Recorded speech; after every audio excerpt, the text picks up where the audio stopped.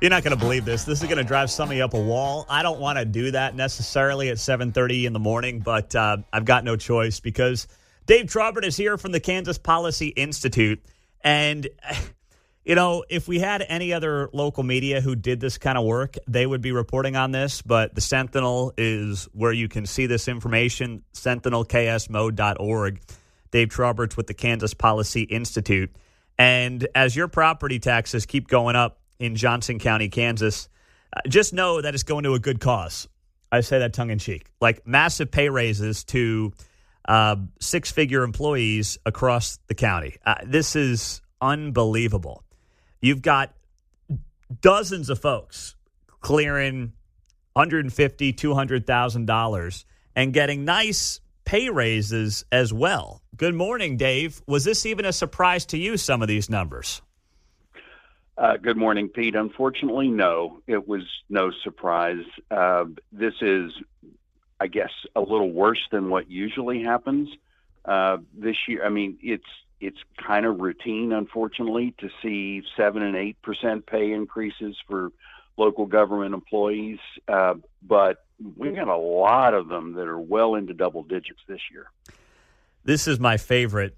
Susan Mong, the superintendent of culture at Johnson County Parks and Rec, got a 7.5% pay raise from $144,000 to $155,000. The superintendent of culture. What the hell is that, Dave Trabert? My goodness. You picked the one I focused on too, Pete. That is, some of these things are just so hard to believe. This is in addition to a superintendent for safety and outdoor education, another superintendent for parks and golf courses, and that's on top of that, you have a deputy director and an executive director and a general manager. Or I'm sorry, not the general manager, but you have two directors on top of three superintendents. What do these people do? This is This is just Parks and Rec. Yeah, just Parks and Rec. The IT services manager got a 17% pay raise from a $140,000 a year salary to $164,000 a year. I mean, you know, the Johnson County county manager is now up to nearly $400,000 a year after an 8% pay raise. I mean, this is wild, and this is supposed to be public service, Dave, right? It's supposed to be, but try to get any services out of these people. They fight you tooth and nail. The chief counsel, Peg Trent, gets an 18% increase, makes almost $300,000. Try getting a straight answer on an open records request from some of these people. It's a nightmare. The pay increase, and every year this county commission or the city council will sit there and say, we're not raising taxes. They are.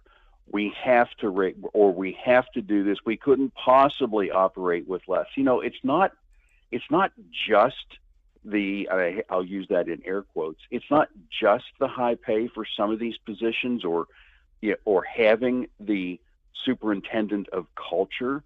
It's having so many layers. Kansas is massively overgoverned. Only Wyoming has more local government employees per capita than Kansas. And this is a big, big part of why property taxes are so out of control here. So you got Overland Park, multiple assistant city managers now making about $220,000 a year, getting pay raises in one case of 22%. Similar stories in Lenexa, Olathe. So the exceptional services director in Olathe, which I have no idea what that means, but that person, Aaron Vader, is now making $220,000 from $198,000.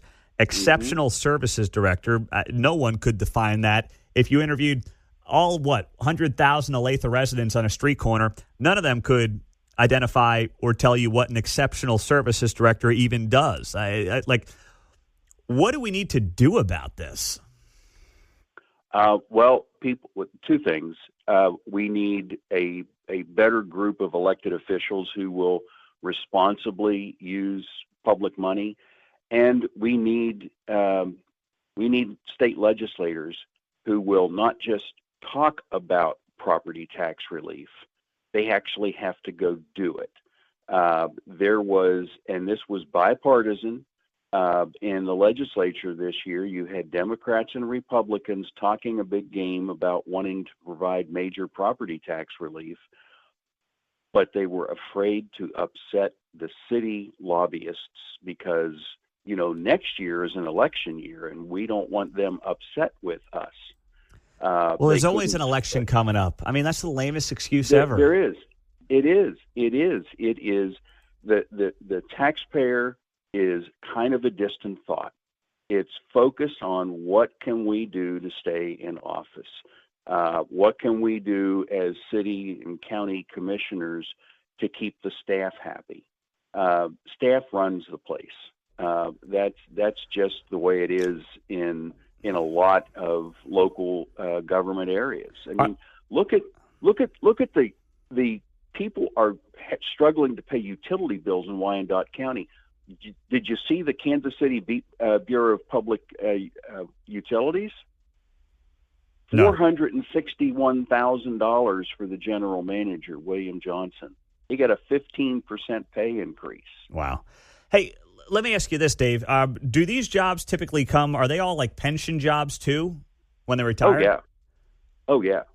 Wow. They're pension jobs where the pensions are kind of driven by your final average salary. So these pay increases have long-term effects. Well, that's where I was going. Term. The whole premise under public sector employment forever was you won't make as much, but what you will get on the back end is security via pension. But you're not going to make as much during your career as you might in the private sector. Now, I mean, the text line is exploding with people saying, I'm in IT. I don't make close to that much money as an IT director. So now you've got the public sector paying more than these folks will make in the private sector, in not every case, but many cases.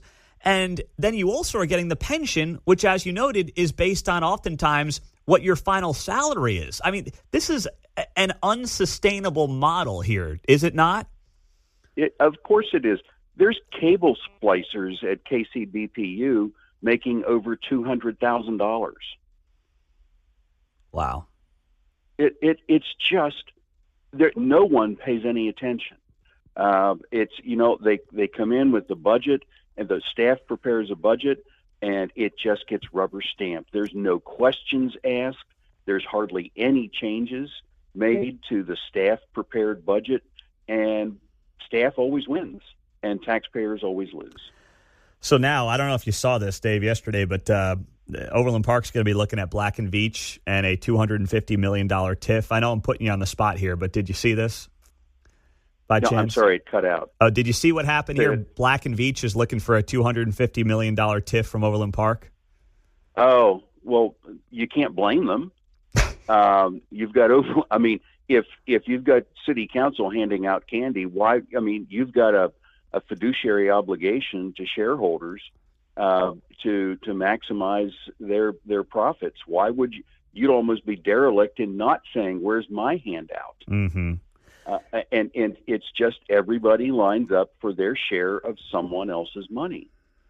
It's amazing. It really is. I'm glad that you guys are on this. We'll share this on the KCMO Talk Radio X and Facebook pages so people can read this at the Sentinel, because it's got to get out there, because people don't realize what's happening with their city and county governments, and then they wonder why their property taxes keep going up, and this is part of the reason as to why. And it's not about providing better services or better schools for your kids. That's not the end game here. It's a jobs program, sad to say. It is. And so I would just say go to kansasopengov.org. That's all spelled out, OPENGOV.org. And there's, in the city and county sections, there's total payroll listings, and there's also overtime listings that are overtimes included in total pay.